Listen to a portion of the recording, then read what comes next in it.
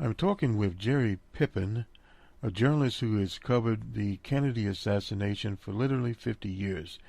He will update us on the latest information, and also he'll be talking about and actually reviewing Larry Sabato's latest book, The Kennedy Half Century. Sabato had a news conference the other day. He also sent out a press packet with a poll in it that he commissioned by the Heart people, and we covered that before on a Friday Jobber, one of our programs, Boston Red programs, and also in the pre-part we'll talk a little about the ballistic part of it involving the dicta belt, and you'll hear the dicta belt before Jerry, and then we'll get into his review of Sabato and the facts involved there. And he will also talk about a book put out by the Secret Service agents that were there on that day. Clint Hill, the man, if you recall, he was the one that jumped off of the follow-up car and ran to the limousine and pushed Mrs. Kennedy back into the presidential limo. And the fellow that was the lead writer, Jerry Blaine, also one of the Secret Service agents that was involved, although he was sent to Austin, Texas. So those are the two, the Kennedy detail and then Sabato's book. And as Jerry will tell you, there are hundreds of other books out there. So now we'll go on to Jerry Pippin speaking to me live from the hometown of the conservative senator who voted to not reopen the government or extend the debt ceiling, one Tom Coburn. Okay, we're going to listen to the dictaphone and see the Larry Sabato's book's based a lot on this dictaphone recording. And a lot of people don't even know what a dictaphone is.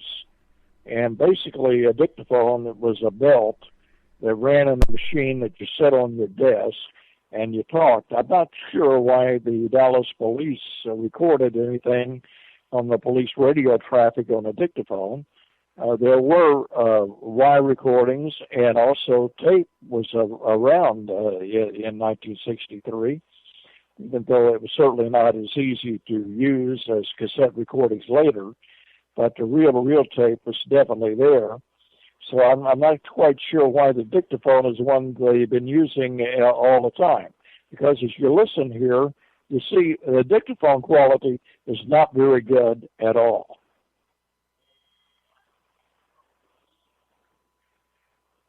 As you can tell, how Sabato could decipher anything out of that dictaphone is beyond me and that recording.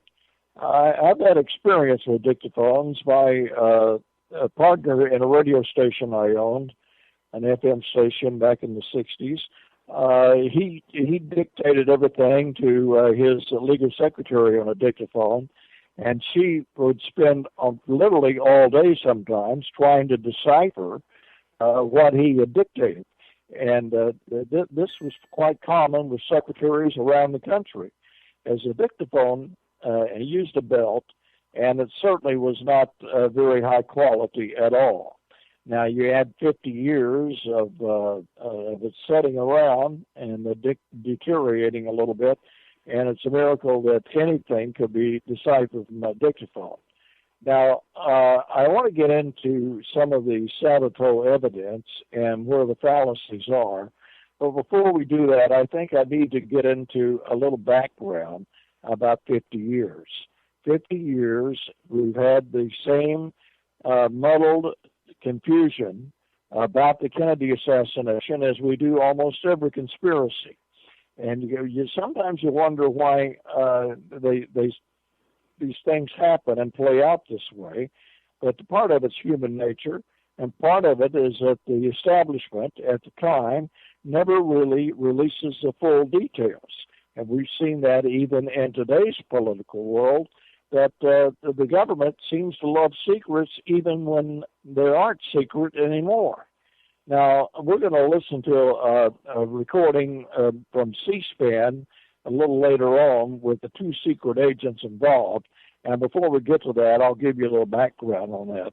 but I think you'll find it interesting, especially when I give you the background on it. But the background really needs to, I guess, an overview would be the best way to summarize what I'm getting ready to say. And that is that it's been 50 years, and we still are no closer to a solution than ever. Now, what has happened is people have been polarized into the positions. As you listen to the Secret Service men, they're willing to buy into what the Warren Commission and other reports to the official story is, and that Lee Oswald was the shooter. An interesting surprise, we're going to play the police chief of Dallas, Chief Curry, in an interview, and he tries to muddle the water even more, and I'll tell you about Chief Curry in a moment as well. But the point that I want to make here is that it looks like most of the people, the Undertaker has taken most of the players, and they're no longer around. There's no longer a witness, and the chances of us actually getting a regular, detailed report of what happened with the Kennedy assassination, with everyone believing it, after 50 years of obfuscation by not only the U.S. government, not only the Secret Service, but also by the researchers themselves. I know many of these researchers. I've done many interviews, and many of them are on my website at jerrypippin.com. And each one of these researchers, I think, believe what they come up with. And when you're dealing with circumstantial third-person answers, where you're looking at the notes on television and the YouTube recordings of kinescopes is what they used back in those days. The quality was very inferior. What it was they literally ran a film camera over a cathode tube, which was how television was broadcast in those days, and the quality sucked, to be I guess, blunt about it. And so we have that as well. We also have some recordings, which were pretty good, from the networks and some other places, especially the audio of these things. But here again, even the Walter Cronkite famous announcement of Kennedy being dead, when he had to take his glasses off and the tears were coming out of his eyes, even that was a kinescope. So, if I'm not mistaken. So, the point here I want to mention is that technology today has by far surpassed everything that existed in 1963. And in 1963, we really thought we were uptown, because I was broadcasting before the Army, and during the Army I did some radio work. And after the Army, of course, my career really took off.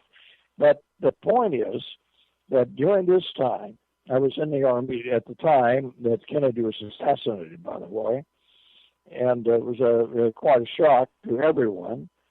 And basically, no one really knew what to make of it. And they had immediately they centered in on Lee Harvey Oswald, almost like magic. And the point is that Lee Harvey Oswald, later on television at the Dallas police station, said that I'm a patsy. Now, a lot of people didn't want to believe that. I'm inclined to believe it, even though if you listen to some of the interviews we're going to do with the two Secret Service men, you'll find that they are willing to buy into it, that it was Lee Harvey Oswald acting alone, and they buy into the story that he was a fellow who just couldn't pull anything off, and decided that he'd kill the president to prove that he was a man to deal with. That may be a stretch, or maybe that's true. Who knows? That's the problem. After 50 years, no one really knows anything. Now, they're going to release more official details in 2 or 3 years from now, but the fact is, the 50th anniversary, we're going to be inundated with all kinds of theories, all kinds of people preaching the gospel according to Lee Harvey Oswald, and others with contrary theories or hypotheses. And over 100 JFK books have been written, and probably another 20 are added to it over this November period that we're getting ready to really center in on the JFK assassination. Now, later on, our plans are to, after the assassination and around December or so, we are going to use some recordings made of Lyndon Johnson on Air Force One flying back to Washington and all of the radio traffic that happened.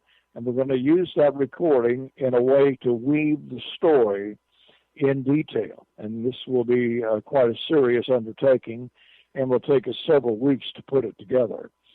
And as you know, I've been recuperating from illnesses, and I haven't had much time to work on it during this time, but I do plan to start in December working on it again. So I'm not through with the JFK assassination by any means, but I just want you to say the evidence shows what you want it to. You can use the evidence and pretty well convince yourself that Lee Harvey Oswald was a lone gunman. Or you can take the same evidence and take it with a viewpoint that there was a cover-up and that actually, as Lee Harvey Oswald said, he was a patsy. And a lot of very, very intelligent men with decent and really unchallenged backgrounds in journalism and investigations have come to different conclusions. And this has served to muddle the waters. But let's get back to Sabato's book. Sabato is a professor specializing in politics at the University of Virginia, and he has been a political commentator for some time, an analysis person. His politics lean from ever how you want to look at it, from being the establishment voice to somewhat conservative. Now, it's interesting that he came out with this book on the 50th anniversary, and it's a big, thick book. It's a lot that I think could have been written and a lot shorter than what he wrote. It just seems that each year we keep coming up with an establishment book that pushes the idea that Lee Harvey Oswald did it. We had Gerald Posner's book 2 or 3 years back, which later became a little discounted, and Posner was a respected author, but he pretty well had some holes in his book, and so does Sabato. One of the things that Sabato insists on, because he's concentrating on the story that the Dallas police motorcycle person had his microphone stuck, and you could hear the 3 shots from the grassy knoll, and in addition to another shot. And Sabato tries to debunk this, and he uses his dictaphone, which is unintelligible, really. In addition to that, he says that the motorcycle driver was 2 miles away. And he said that the motorcycle driver did not escort the presidential limousine with Kennedy, who was dead probably by then, and his wife. And they were sped down underneath the underpass that got onto the expressway to go to Parkland Hospital. And he says that there was only one motorcycle. Well, Boston Red looked at the evidence, saw the videos again. He counted 3 motorcycles in that episode after the shots were fired, and the Secret Service man jumped out of the car and got on the back of the other car and pushed Mrs. Kennedy down. And so We can discuss more of that in a moment, and we will. And we're going to play an interview from C-SPAN years ago, not that many years ago, but some time back, in which the interviewer, actually, he was the head of C-SPAN at the time, does a very good job talking to the Secret Service men. Now, one of the Secret Service men was driving the car, and many researchers and many people I've talked to over the years are convinced that he slowed down. But the car, the presidential limo, as you'll hear, was going 11 miles per hour, and it actually made a turn there just as the shots came out, and it slowed down probably to 5 or 6 miles per hour, almost to a stop. Now, a lot of people have said that that Secret Service man was in on the killing. We've heard this many times. There's another theory that there was a Secret Service man with a high-powered rifle that did it. Then we had the 3 shooters on the grassy knoll with several witnesses testifying to that. And so the thing is, to be kind, of all of the eyewitnesses we hear and all of the upfront evidence we hear about what Lyndon Johnson might have said later and what this was said and what was this said, is a fact that they're all contradictory, and none of it can be proven. It's he said, she said, and unfortunately, we haven't been able to nail anything down positively, 100% positive, that is. Now, I think the evidence, contrary to many people in the media, I think that there's plenty of evidence that was probably not Lee Harvey Oswald that did the shooting. And we'll discuss that in a little bit more detail in the future shows. And the Secret Service men do address this. And there was a toll taken on those 2 Secret Service men. One of them ended up having a very serious drinking problem and depression, but they then recovered, and they were able to do this interview, and they wrote a book, which we talked about at the top of the show. Boston Red introduced it, and it's in great detail about how they did it. Now, I can testify in person that back then, when Kennedy was president, the Secret Service presence was minimal, because I saw JFK come to the University of California at Berkeley one day, and he had a motorcycle, 2 motorcycles in front of him, a Secret Service car in the back, and he had the top down in the car, and he was waving to everybody. He could almost reach out and touch you. And, of course, that's a far cry from what's happening now, as we now are, I think, oversaturated with the evidence of security and probably have gone a little too far, but that's only my opinion.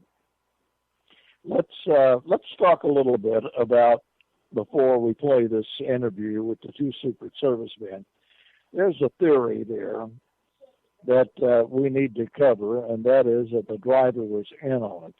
The theories abound, and we're going to play something by Chief Curry of the Dallas Police Department. And there's some evidence, he was a right-wing conservative, and there's some evidence that he was at the home of Clint Murchison the night before, along with many other people who were Kennedy haters, including H.L. Hunt, who had a canned goods kingdom, and H.L. Hunt spent all of his money on 15-minute radio shows in the evening, where they spent all the time giving out ultra-conservative dogma, a long, long time before Rush Limbaugh, but basically it was the same approach.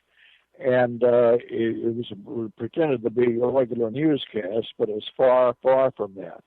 So everybody was at Clint Murchison's house that night, and Clint Murchison was one of those people who was an ultra-conservative as well.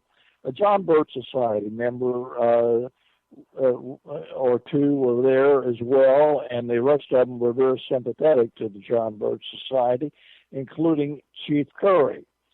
Now, I bring all this up for a reason.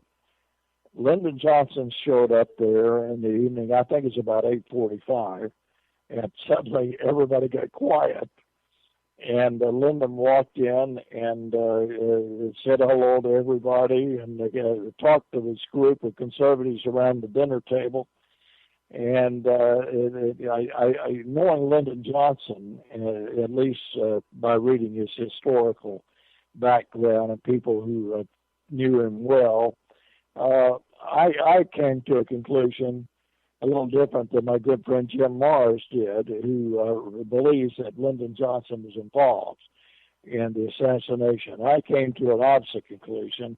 My conclusion was that Lyndon wanted to go in and needle these guys, and he had gotten word as vice president. There's no Secret Service and other investigators. You couldn't keep a secret with these guys. And so he went over to Clint Murchison's house and just walked in, probably to needle them. That's my opinion. Now, did Lyndon Johnson know about the assassination? I'm not so sure.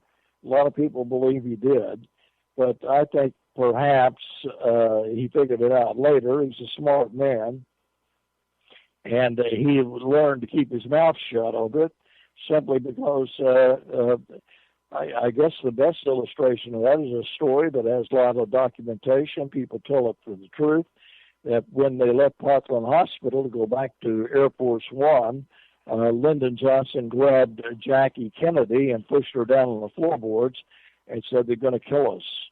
They're going to try to kill us all. Stay down here."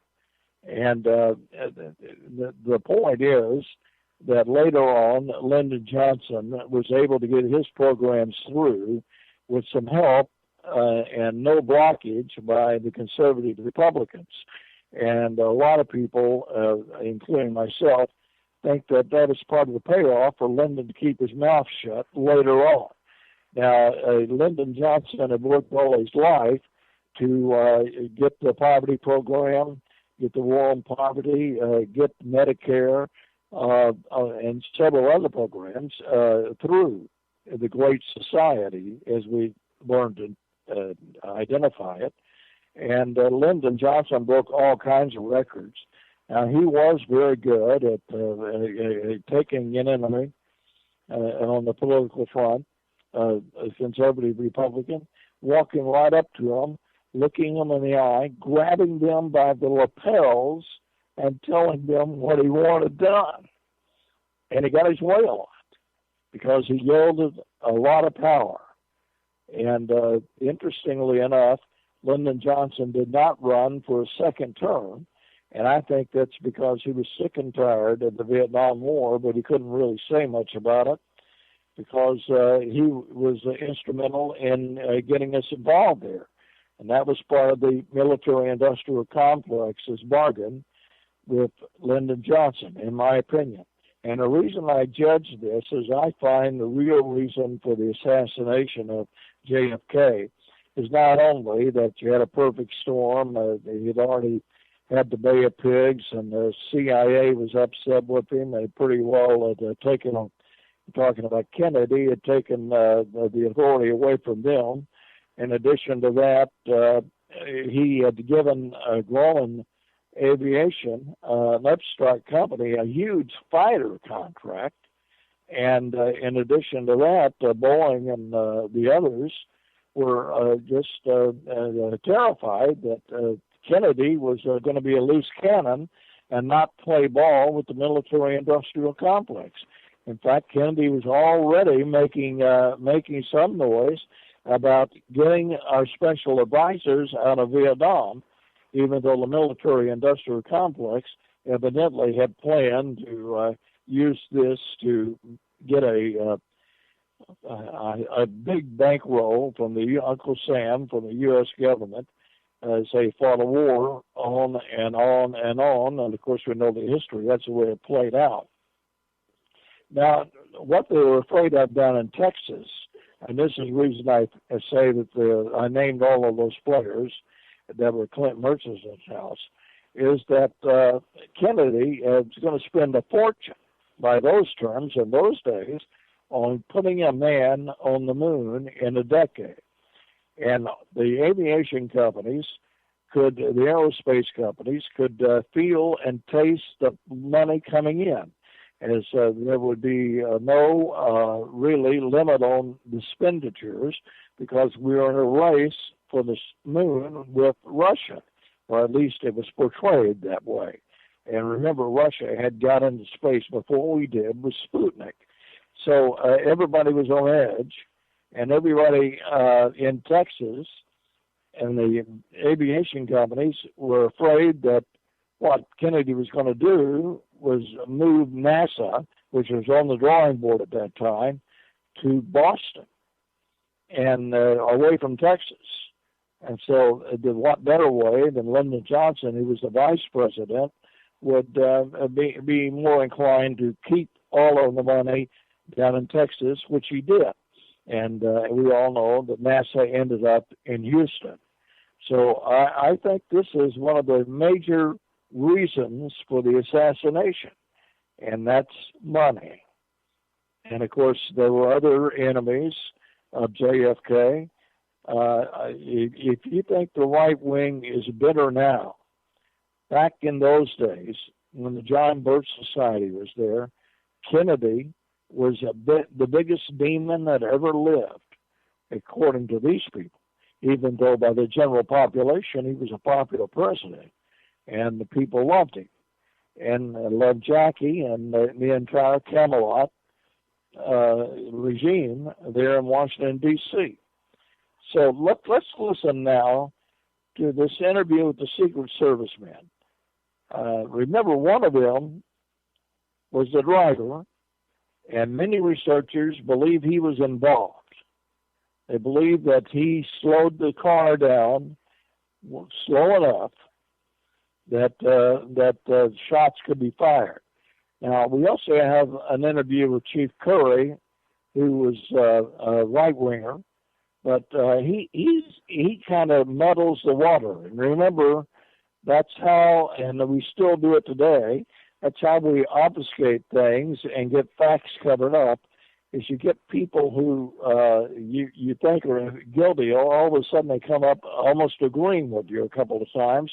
And Curry mentions a possibility of another shooter in this interview. It's all very, very strange. And it's been strange for 50 years.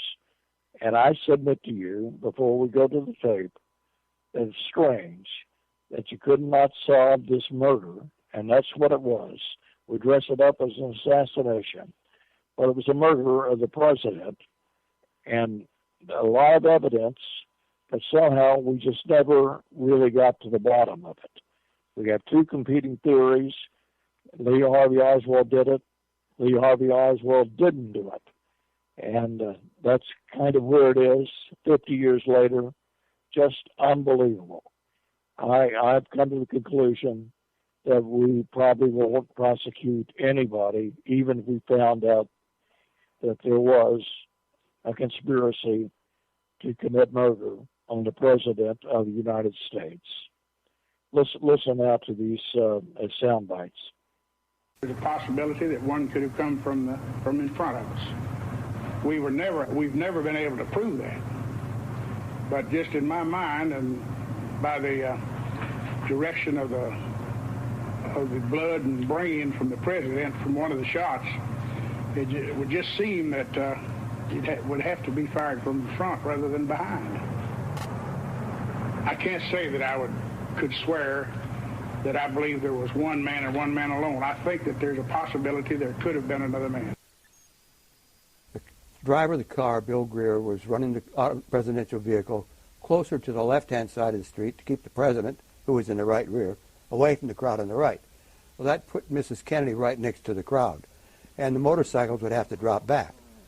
So I occasionally down Main Street would go from the follow-up car, get up on the back of the car. By the way, what was your job during this trip? I was responsible for Mrs. Kennedy's protection. And I did that 4 or 5 times until we got to the end of Main Street. When we turned right onto Houston, the crowds dissipated. There were very few people. And so I got back in the follow-up car. When we turned left on Elm, right in front of the school book depository, there were very few people on the left, few people on the right. There was no reason to be on the back of the car, and we knew we were about to hit the Stemmons Freeway and Expressway, and we were going to go at freeway speeds, which meant there wouldn't be agents on the back of the car anyway.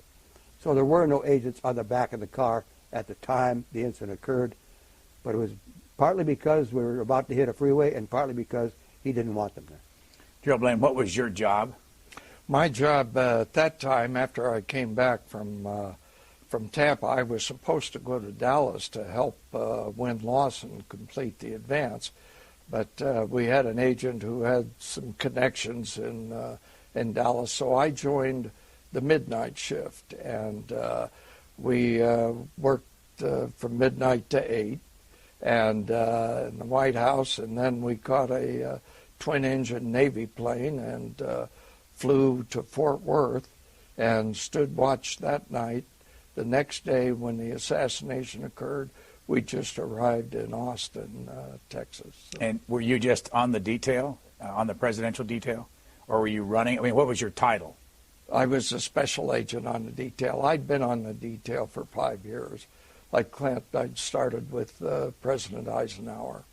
How long did you work for the Secret Service?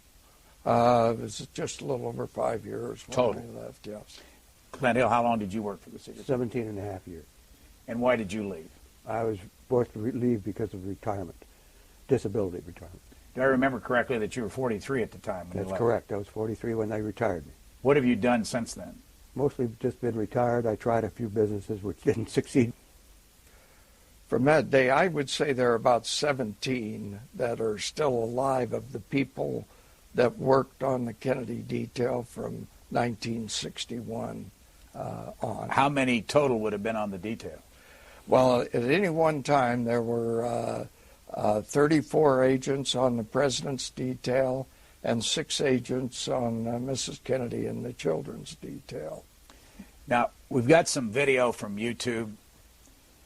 One of the things you say in your book, it made you want to write this book, was all the conspiracy theories, and you talked about the movie from Oliver Stone. This is a man named Vince Palomara. Do you know him? I'm familiar with him. I don't know him. He says that, I guess, we'll talk about this, that he sent you a 22-page letter. I recall receiving a letter which I sent back to him. I didn't bother with it. You didn't talk to him ever? He called me and I said hello, but that was about it. And over the years, have you both been called about this assassination on many occasions? I've been called numerous times. What's been your attitude? How have you approached people? That For the most part, I've just said I have no comment. I just have nothing to say. And why is that? Well, most of it's from people who are writing conspiracy theory books that don't make any sense to me. So if they're not going to deal in fact, then I don't want anything to do with it. And how about you? What have you been? Same thing. I have never talked to an author of a book, and I just felt we have it on our commission books, worthy of trust and confidence. And I felt those were issues that you should never talk to anybody on the outside about. And it was, I had to weigh and evaluate when I wrote this book, because I felt I wasn't talking about the Secret Service. I wasn't talking about the Kennedy family, but I was talking about the agents that I worked with and the incidents that occurred. And those were my friends, so that's when I decided to write. Did you have to get permission to do this from the Secret Service? No. So this wasn't cleared by the Secret Service? No. No, but we had lunch today with the director of the Secret Service, who thanked us very much for our contribution. So. Here is this video. It's not very long, and this man's name is Vince Palomara. He's a citizen who has taken it on his own to become an expert. He's from Pennsylvania, and I don't know him. I've never talked to him. I've just seen it on the web. And he is, I believe he's a graduate of Duquesne University. So let's watch this, and I'll get your reaction to it.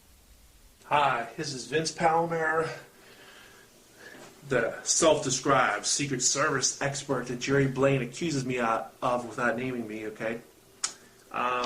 Back with my obsession about the Kennedy detail. I got to read this. This is rich. Page 287. This is what Blaine's claiming Riley said. Riley turned to Jerry Blaine, and Jerry, since you were in the lead car, did you ever hear this over your radio as well? Yes, sir, I did. I heard exactly what Floyd just told you. The thing about this is the whole thing about the Ivy League charlatans thing. Jerry Blaine told me the Ivy League charlatans thing came from the guys. I can't remember who said it. Boy, his memory got real good 5 years later, because now he's claiming he heard it over the radio. Floyd Boring, okay? Just unbelievable. It's just amazing to me, you know. There never would have been a book if I didn't send a 22-page letter, okay? Plus at the time. Fascinating. All right. Let's see. Oh, and I wanted to make one point. We're here because of a very sad event, but we don't want to make this a sad occasion. I'd like to pass on to you a story that came to me while I was about halfway through the book. It did not occur to me until I read a passage in the book. Now, let me take you back to Denver, Colorado, and both Jerry and Clint worked in the Denver office of the Secret Service, but not at this time. In 1963, I think it was, I saw President Kennedy. And at the time, we lived next door to one of the top executives at the local Lincoln Mercury dealer. And he came over one day and told my dad and I, said, President Kennedy's coming to town, and we're going to service his limousine. He's going to come right by here. We just lived a block away from a major east-west street. And I know when they're coming by. If you go out there on 6th Avenue, you'll be able to see him and wave to him. So I went out there. And, you know, there's no one else there because the route that he was taking from, I think, Lowry Air Force Base to downtown Denver was not published. So I'm the only one out there. And I saw the flashing lights and all. And here comes the big limousine. I'm sitting there waving. And he went right by. He never saw me. He had his head down. He was reading something. It occurred to me reading this book that there were Secret Service agents in that car wondering, hey, how did that guy know? And who else knows? There's probably something in the file somewhere that says, find out about that kid. All right. Your book, The Kennedy Detail, is getting an awful lot of attention. And one of the stories that's been talked about a lot is the moment when you, Jerry, almost gunned down the brand new president of the United States, Lyndon Johnson. You were at the White House. Take it from there. What happened? Well, I wasn't at the White House. This was about 2:15 in the morning after the assassination, and we were all Kennedy detail agents that were standing watch. And President Kennedy, if he came outside, he would notify the security command post, and we'd get the word around that the president was out moving. The vice president, before he became president, usually only had about 2 agents with him. One would be inside and maybe the other one out. And so he had no idea of the protocol, and I hadn't slept in about 40 hours, and I was hallucinating. And when I relieved the 4 to 12 shift agent, he was still just emotionally wrought from Dallas, and so he pointed to the Thompson submachine gun that we had on post, and so we placed them all there, and not knowing whether it was a conspiracy or not, we were pretty much on edge when I heard a noise coming from around the house, and all of a sudden I had my the weapon to my shoulder and my finger on the trigger, and I don't know if you notice it, but you can recognize Lyndon Johnson's profile. So fortunately, I noticed that right away. So, but it was close. I had nightmares over that for a long time afterwards. Those of you who've been here before know where we are, but of course the C-SPAN viewers might not know. We're actually on the 7th floor of what used to be the Texas School Book Depository building. The building's now owned by Dallas County. It's the Dallas County Administration building. The museum has exhibits on the 6th floor and on the 7th floor, and we're in a separate area. It's a Saturday afternoon. In 2 days, it will have been 47 years since President Kennedy was killed, right outside of these windows. Jerry and Lisa, where has this book been, and why has it taken so long for the story from you guys to come out? Let me start with the motivation first.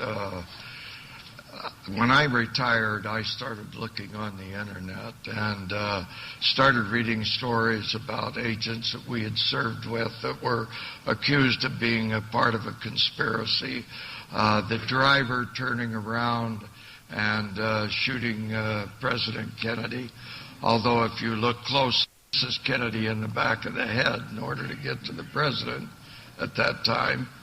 And just stories that were defaming the people. And so I read a story that involved Tampa where I'd conducted an advance, and I went back and looked at my records, and I said, it's time to set the record straight. There are not many of us left, and we're all gray-haired, and we won't be around very long. So we wanted to leave a record, and to find somebody, I must have written probably about 7 books and stories, but to find somebody that could put the heart and soul to the book, Lisa McCubbin, who wasn't even born at the time of the assassination, but with Joyce, my wife, and I were friends with her parents, and she graduated with my son from high school.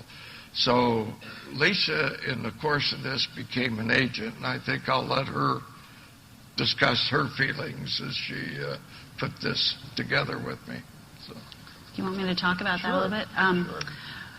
Well, first of all, it's been an honor and a privilege to have been involved in this project. I feel extremely lucky that somehow the stars aligned, and Jerry and I have known each other for all these years, and it was the right time, and we came together to work on this project.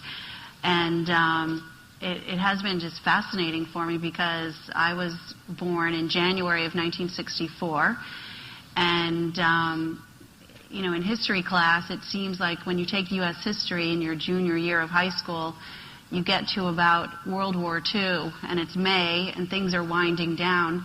And I had never studied the Kennedy assassination. You know, of course, I knew of it, but didn't know much about it. What I knew was that when I used to go to the Blaine's house for Christmas Eve, they always had a great Christmas Eve party.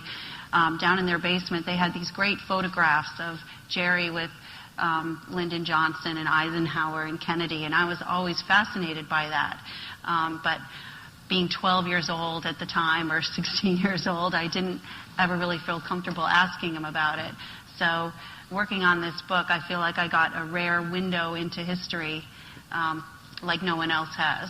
Was this your first book? I know you've been a journalist for much of your professional life. Was this your first book? This is my first published book. As I read through the book, I could tell where you were leading me. And sometimes when you read books like that, I mean, it's kind of annoying. But with your book, I was enjoying getting there. I knew what you were leading to, and an emotional moment, and it was enjoyable to follow along with how that trail wound around. How did you decide to write the book in the way you did? Well, as Jerry said, he had spent many years putting stories together, and he had contacted a lot of the agents already, so I had a lot of material to work with in terms of all of their various stories. And we came up with the idea together of how to put the story together.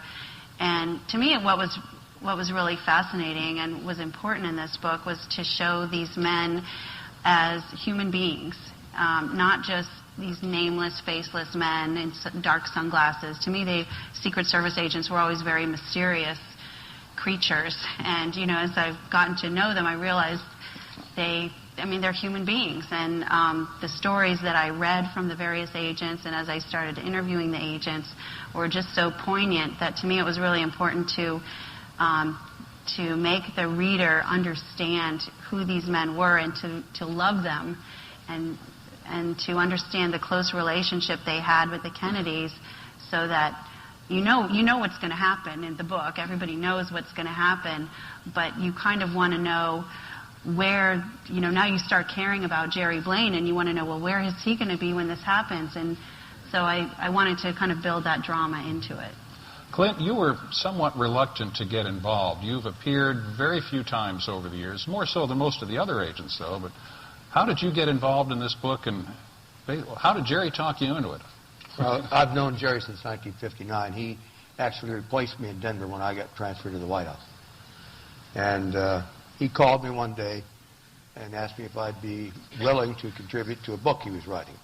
And he told me what it was going to be about, and I was not enthusiastic at all. I was very apprehensive about it because I'd been offered many chances to write books, contribute to books, appear on television, various things, and I just didn't want to do it. So then he told me that this book was going to be factual, no salacious information, no gossip, that the information would be coming from the agents that were involved and material that they had. And then he said that I could check it for fact. Well, once he said that, then I agreed to contribute, as long as I could check it before it was published, which I did. And I've read the book 6 times, and I know what's in it, and it's factual, not fiction. You mentioned salacious material, and some of the Kennedy legacy is the talk about his personal life. There's not a whole lot of that in your book. Why is that? We in the Secret Service give the president and his family as much privacy as we can. When they get to the second floor of the White House, that's where they live. We stay out of there unless we have to go there or requested to go there. What happens on the second floor, that's their business, not ours. Same thing goes when they're in residence away from the White House. We provide them with an environment in which they can function safely, but they live their lives as they want to live them. We don't interfere, and we don't talk about it. Mm-hmm. For several months following the assassination, you continued with your assignment, which was Jackie Kennedy. At some point, did people come up to you, like after that Life magazine came out with frames from the Zapruder film where they could see you running up to the car? Did they come up to you and say, "Are you that guy?" Did that happen? Rarely, because I tried to make sure nobody knew who I was. But I stayed with Mrs. Kennedy and the children for a full year after the assassination until November of 1964, and then I was returned to the White House detail. Did that make it easier or harder to deal with what had happened, that personal relationship with Jackie? It made it more difficult because I had to go through the grieving process with the family, with she and the children. Christmas of '64 was an absolute horror because here you are with these 2 young children who just lost their father and the widow who just lost her husband, and you're trying to make it as merry a Christmas as you can, but it's just impossible. Did you two stay in touch after that? When I left in 1964, they threw a going-away party for me in New York, where she was living at the time. She had moved to New York, and I lived in a hotel room in New York. And they wished me well. They thought I was being transferred to Muddy Gap, Wyoming, because they thought for sure they'd never let me back on the White House detail, having been with the Kennedys. I saw her in 1968 for the funeral of Senator Robert Kennedy, and I've talked to her a few times on the telephone because of interest she had in protective activities surrounding her children, and that was the extent of it. All 3 of you, I assume, spoke with many of the current and former agents at the time about this project. How did those conversations go, and what kind of responses did you get, especially from those who would not speak or participate in this project? Well, I started off really by calling Jerry Bain's wife. And Jerry had passed on, and he was our agent in charge. And I talked with her and told her that I was thinking of doing that. The second person I touched base with was Floyd Boring. Surprising probably to many of you, but we never discussed the assassination with each other. After the assassination occurred, there was no trauma counseling. There was just an awful lot of work to do. So we were left to do the work, and our working life was 60 hours a month overtime on average. I think I calculated it out. We made about $1.80 an hour, and we just were constantly working, and you'd work, and the only way you could relax is take an hour or 2 after you got off and spend time relaxing or drowning down with with the agent you were working with. And so we just somehow kind of swallowed our emotions. We got wrapped up in the new president, and we had no idea what impact it was going to have on us the rest of our life. But there were two agents that I talked to, but they told me they didn't want to participate. And one was Jack Reedy, and I have a great deal of empathy for Jack Reedy because he was on the president's side of the automobile. And when he heard the first retort, he turned around and looked up from where the shot came from. And Clint, explained later, as his eyes scanned over, he noticed the president's hands go to his throat. And so Clint took off immediately. And Jack then turned around and, for all of his might, he wanted to jump off the car. But the follow-up car driver had pulled over. Had Jack even attempted to make it, he'd have been run over by the car. But then there was a movie, and Hollywood has played a big impact on all of us. In The Line of Fire, they had Clint Eastwood's figure pasted in where Jack Reedy was on the follow-up car.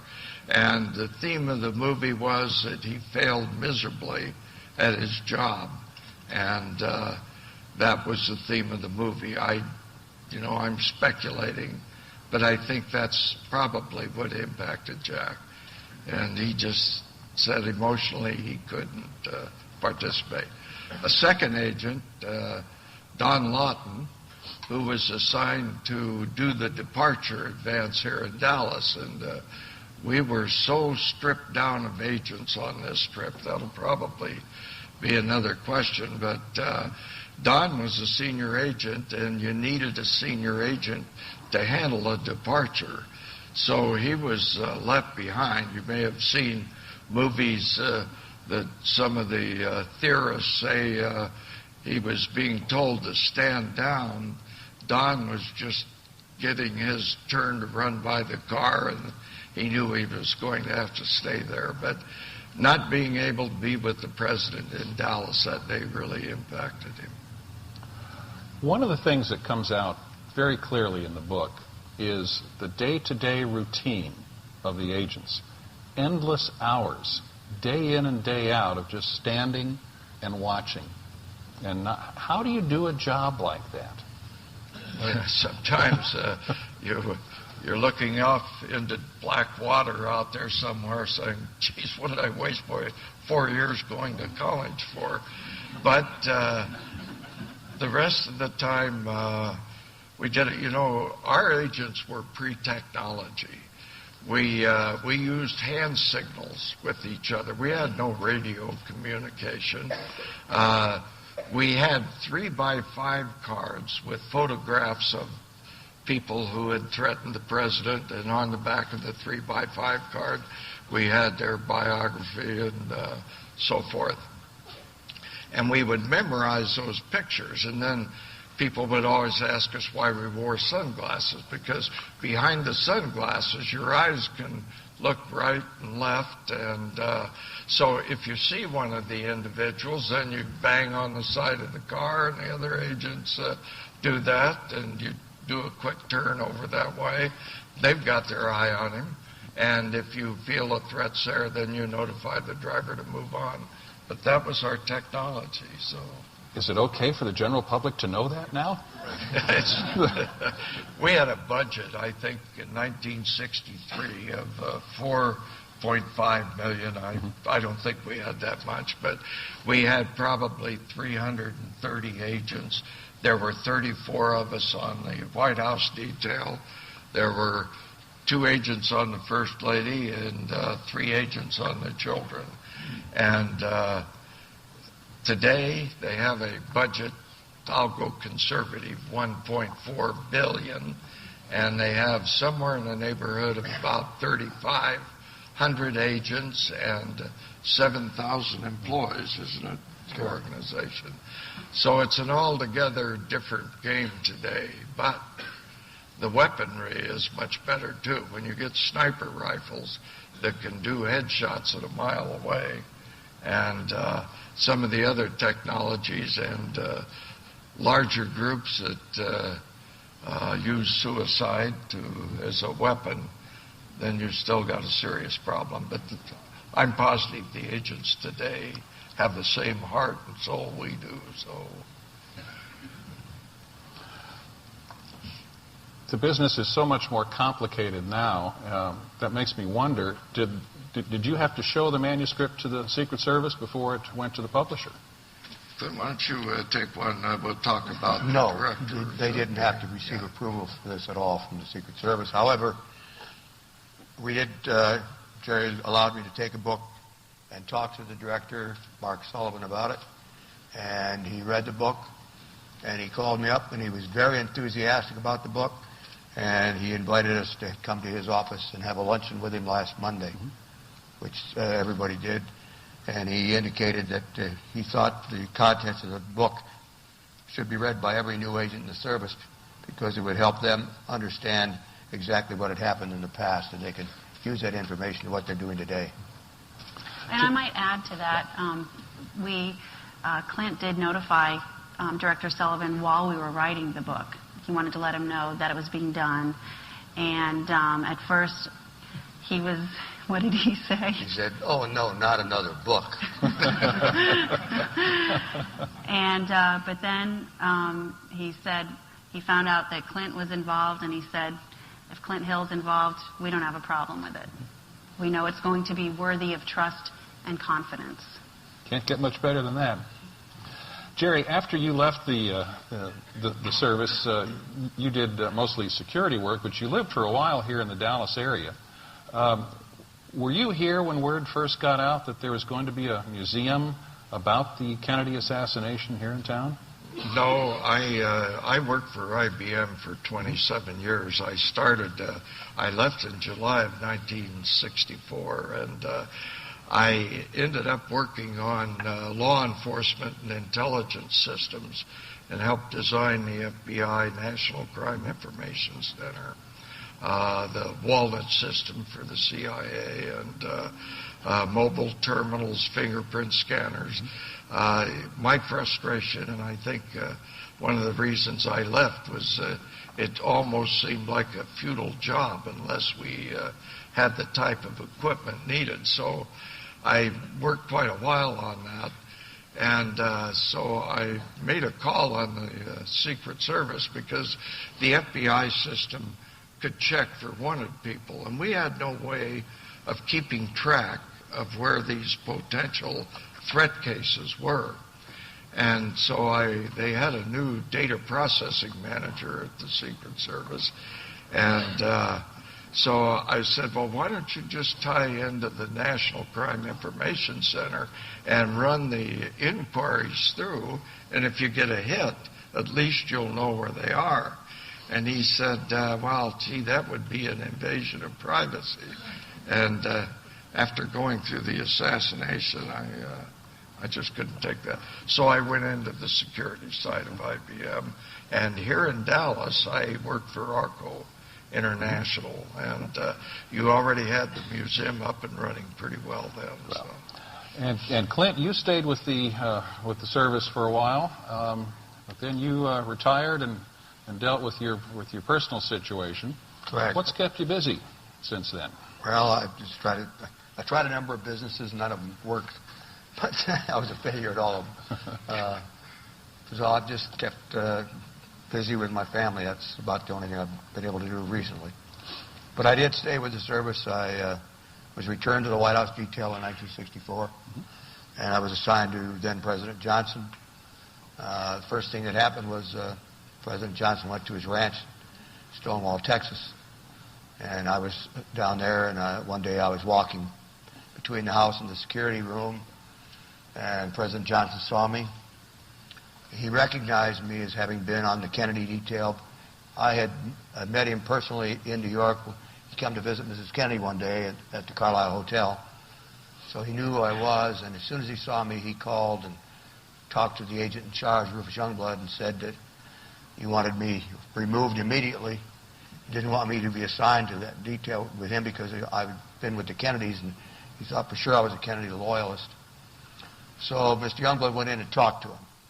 And after about 30 minutes, he convinced him that I should stay.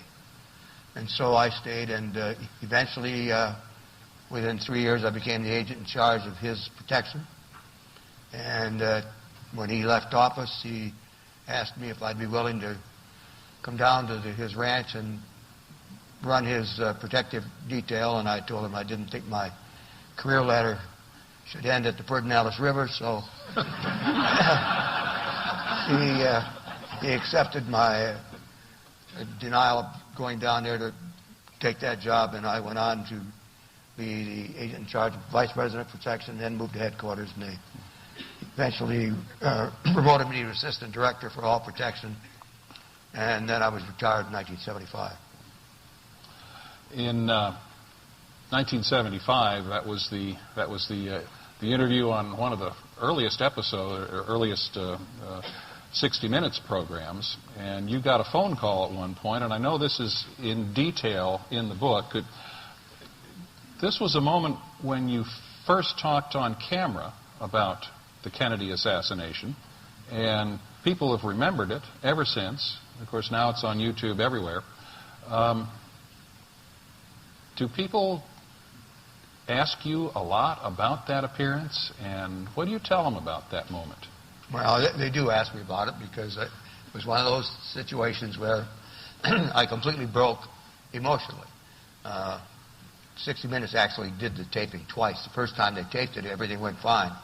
When they got back to New York, apparently, Don Hewitt, who ran 60 Minutes, didn't like the way they did it because they didn't get into my emotions enough. And so Mike Wallace called me up and said, hey, we have some technical problems with that thing. We're going to have to shoot it again. And so I met him for lunch at a hotel in Washington, and they shot it again. And this time the questions were quite different than they were the first time. And he got right into my emotional baggage, and I broke on camera. Many times people have asked me about that, and sure, if I've recovered. And yes, I can say I have. But actually, it was cathartic that happened. I'm glad that it happened the way it did, because that was the first time I ever really let loose of any of that emotional baggage that I had stored inside me. And you had another moment when you and your wife came back to Dealey Plaza. In 1990, the agents have an organization called the Association of Former Agents of the U.S. Secret Service, held a conference in San Antonio, and my wife and I decided to go to that. And I decided that since we were in the Dallas area, I didn't tell anybody this, but that we were going to go to Dallas from San Antonio, and I was coming to Dealey Plaza. I had not been here since the assassination in 1963.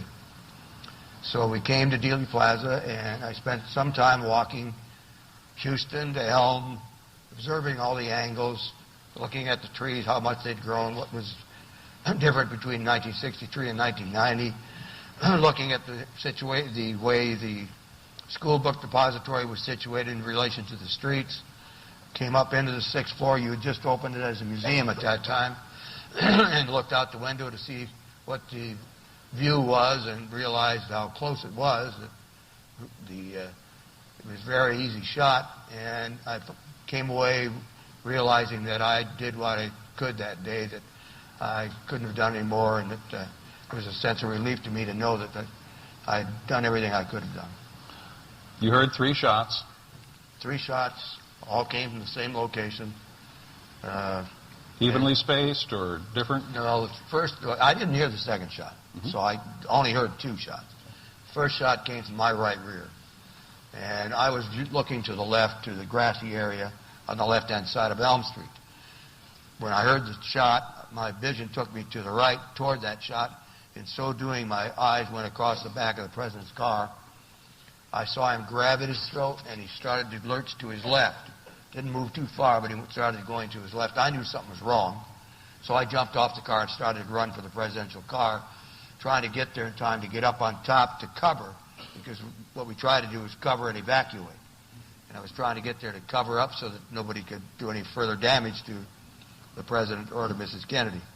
About the time I got to the car, just before I got there, the third shot I heard, and I felt because it hit the president in the head just above the right ear, right up in here, and blood and brain matter was spewing all over the place, including on me. About that time, Mrs. Kennedy came out of her seat, onto the trunk of the car. She was trying to retrieve something that had come off the president's head and went to the right rear. I slipped at first trying to get onto the car because Bill Greer, the driver, accelerated the car. I gained my footing again, got up in the car, and helped her get back into her seat. When I did that, the president fell over to his left into her lap, and I could see the upper right portion of his head, a large hole about the size of my palm. Looked like somebody had taken a scoop and removed brain matter and just thrown it around the car, and there was blood and brain matter and bone particles all over the car. His eyes were fixed. I was quite sure it was a fatal wound. I turned to the follow-up car and gave him a thumbs down to let them know it was a dire situation. The driver accelerated the car. We were going towards Stemmons Freeway. We got up alongside and just passed the lead car, which was being driven by Chief Curry, chief of the Dallas Police. The advance agent was in the car with him, and we were screaming at him to get us to a hospital. And he did that. He got in front of the car and led us to the nearest hospital, which turned out to be Parkland. From the book and from some of the interviews that I've seen, you were convinced that there were 3 shots. One hit the president, one hit Governor Connolly, and the third shot hit and killed President Kennedy. That's correct. Now, you know that is contradicted by the Warren Commission. They concluded that that first shot hit Kennedy and Connolly. Second shot missed and struck near a bystander, and the third shot killed him. I recognize that, but 2 of us believe that the second shot hit the Governor Connolly. The other person who believes that is Nellie Connolly, who was sitting right beside him when he was hit. So I think I'm in pretty good company in believing that the second shot hit the governor. The third shot was a fatal wound to the president. I believe there were 2 mistakes that the Warren Commission made, that they did not call Sam Kinney, who was the driver of the follow-up car, or Emory Roberts, the shift leader, because Sam Kinney had to keep his eye constantly on the presidential limousine. And Sam saw all 3 shots find their mark. And Emory saw all 3 shots find their mark. Unfortunately, they weren't asked to testify. Lisa, it must have been amazingly difficult keeping up with facts like these and trying to separate facts from some of the silly stories that are out there. How did you do it? It was a lot of long days. Jerry and I talked about this a lot because I'd read something or read reports, and I'd say, Jerry, this contradicts what you're telling me or what Clint is telling me. And I came to realize that these were the guys that were there. And their memories are so vivid and so clear. And as I would talk to other agents, they would corroborate the stories. And I realized that this is the truth.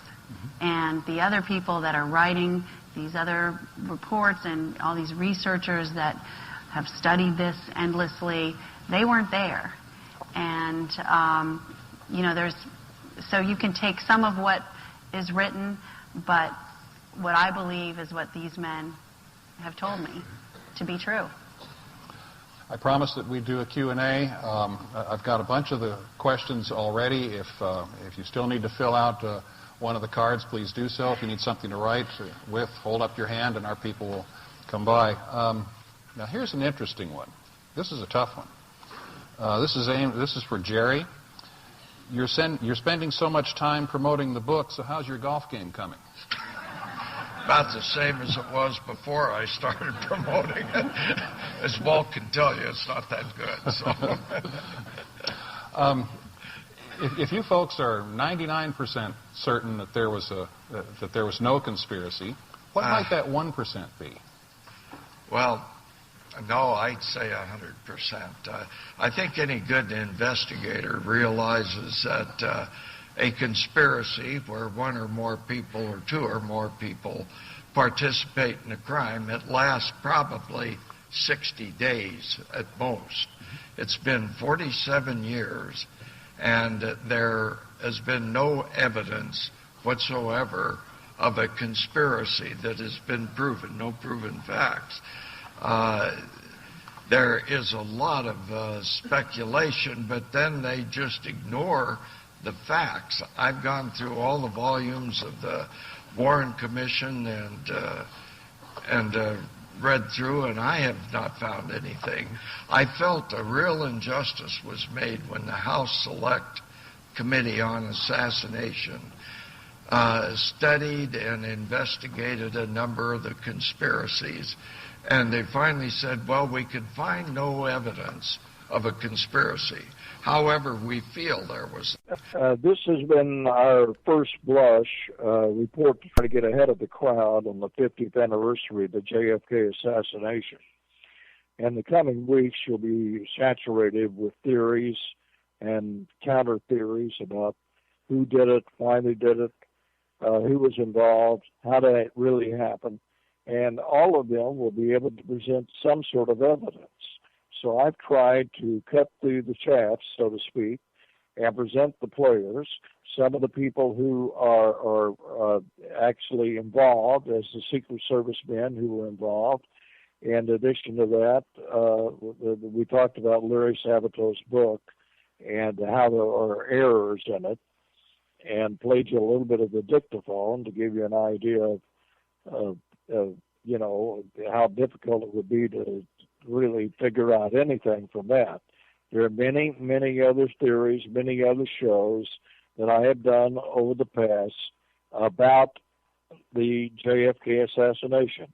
All you have to do is go to jerrypippin.com, click on the conspiracy button, and you'll see a JFK assassination index. And we have several shows on demand, MP3 podcasts, et cetera, as well as Windows Media versions of the shows on demand for regular computer users. So we urge you to do that. And Boston Red has done a tremendous job on his Broad Gulch show about it, and he has future plans on covering this a little more in detail. But first of all, we wanted to get this show out, get ahead of the crowd, then you enjoy as much as you can take, and then we'll be back in December wrapping it up a little bit more and adding a new version of an in-depth show, which will take several weeks to unveil at jerrypippin.com. Thanks for listening. Boston Red has been the producer. I'm Jerry Pippin.